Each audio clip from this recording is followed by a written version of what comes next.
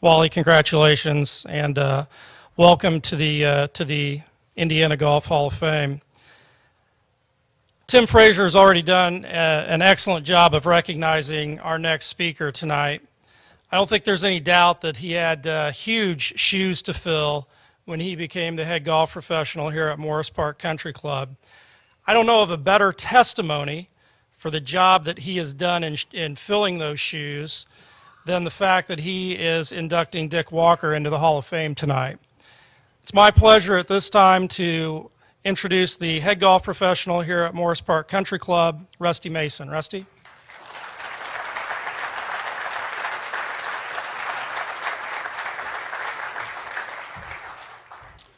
I'd like to first start off by saying congratulations to all the winners of the awards this evening. Congratulations to Mr. Armstrong. Tim, Mr. President, thank you for the kind words. Ladies and gentlemen, it is with sincere honor that I stand before you this evening.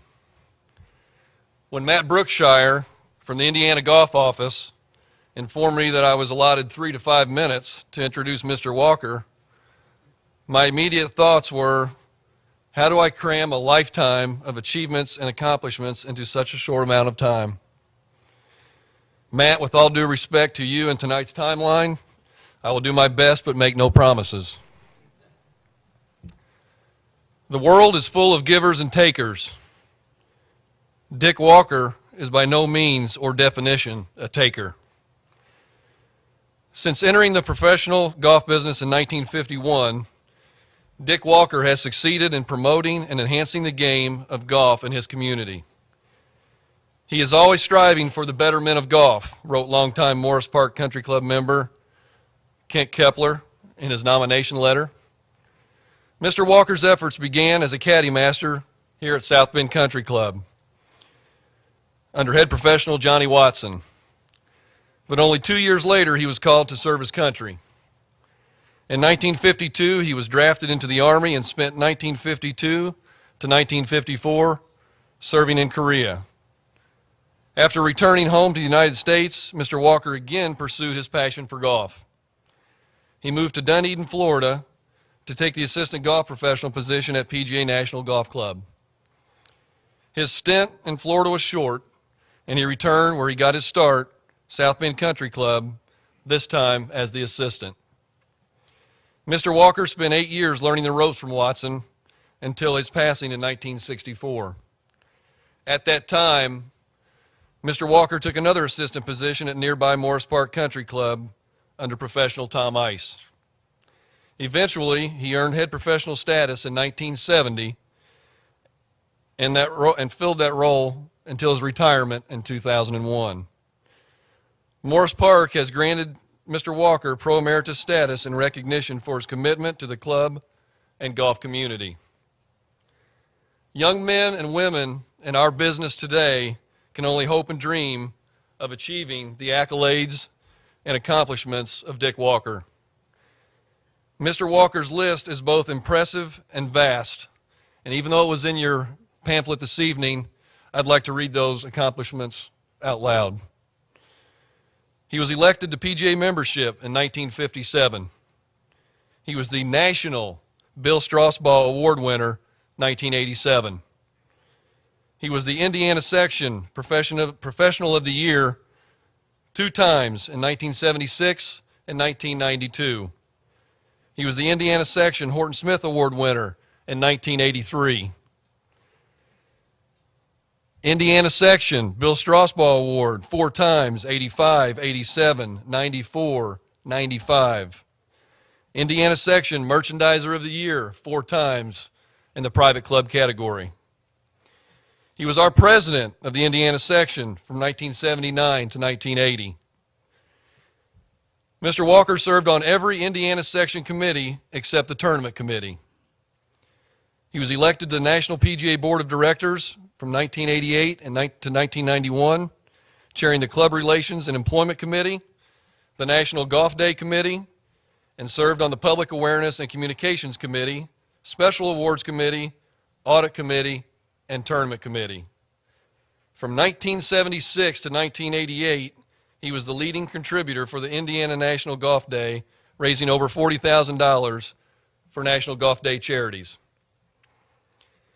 He was a PGA Ryder Cup official twice, first time at the Belfry in Sutton Coldfield, England in 1989, secondly at the War by the Shore in Kiowa Island in 1991.